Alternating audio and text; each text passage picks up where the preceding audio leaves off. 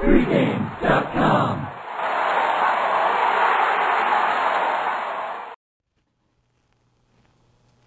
Tuesday, college basketball. We're going to the Big 12. This game's on ESPN. Iowa State at Oklahoma State. I'm Marco D'Angelo. I'm joined by Brian Leonard. We're taping on Monday, so we don't have the official line out yet. But, Brian, we're projecting the line. You have it at a pick'em. I have it at Oklahoma State -1. We've got two teams that, you know me, I'm a situational handicapper, and Iowa State's just been, you know, they've had three big games to me in a row. They played at home. They upset Kansas. Big win for them, 3 back. Then they followed it up with a game where I actually went against them. I was looking for the letdown after the Storm the Floor game against Kansas State, and it was a close game, went right down to the buzzer, but they pulled it out with a 2-point victory. I lost that game against them. They were, you know, give them credit. They were able to play back-to-back home games big. Then they went out on the road, and you would have thought possibly that's where they have their letdown on Saturday, but they won on the road. So this team, can they carry it for 4 games? They're getting a good situation because they're picking up Oklahoma State, who had a big game on Saturday but come up short. And that's a situation that I love, is whenever an underdog plays their guts out and comes up short. Generally, it's like, you know, going out drinking, you're hungover the next game, you're a little flat.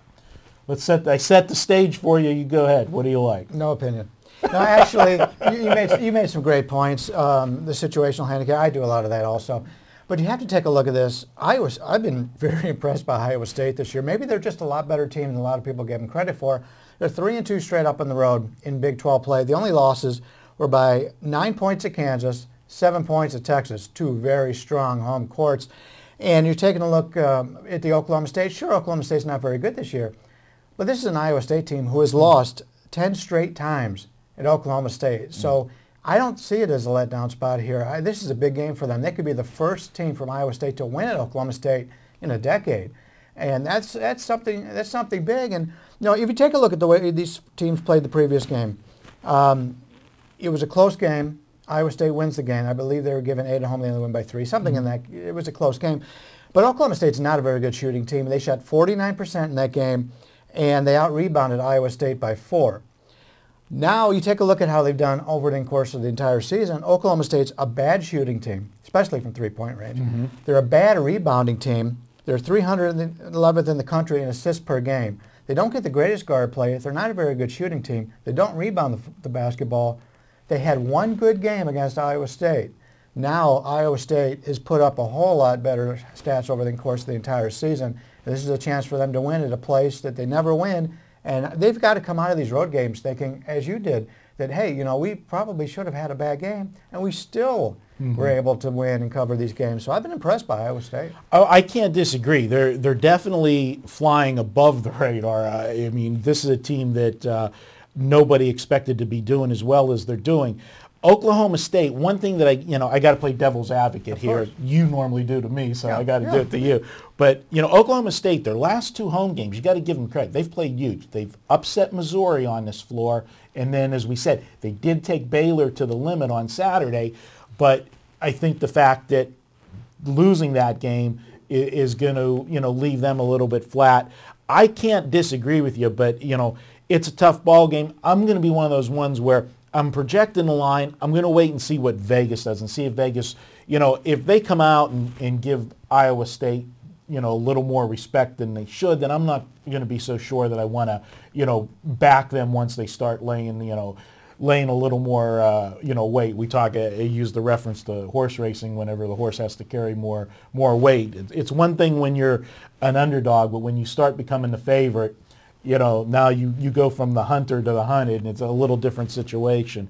But they are playing well, so I can't disagree with you on the way Iowa State's playing, and it is a flat spot for Oklahoma State off of Saturday's game. What are you projecting for the game? I'll take Iowa State by 4 or more.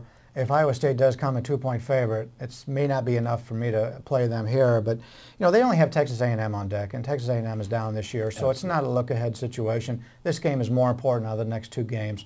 So I'll lay it as long as I'm not laying more than 2. I'll be on Iowa State here. And one other point that I'll throw for you that's an advantage. Now, I know the Big 12 gets a lot of TV coverage, but Iowa State's not your household name as far as basketball goes, in the Big 12. You got to go pretty far down the pecking order before you start talking Iowa State. So the fact that they're on ESPN, that's another thing to keep this team, energized with the series of big games that they've had, because they don't get that many national TV spots, and that's big. And that's, again, I don't want to keep bringing it up, but there's so many little situational things that I have like a checklist. Mm-hmm. And when you have a team that generally is not on TV and does get that TV game, they're going to be up for that one. So I put a plus in their column for that one, but then I also move ahead to the next game on their schedule and put a negative because they were on TV and it was such a big game for them.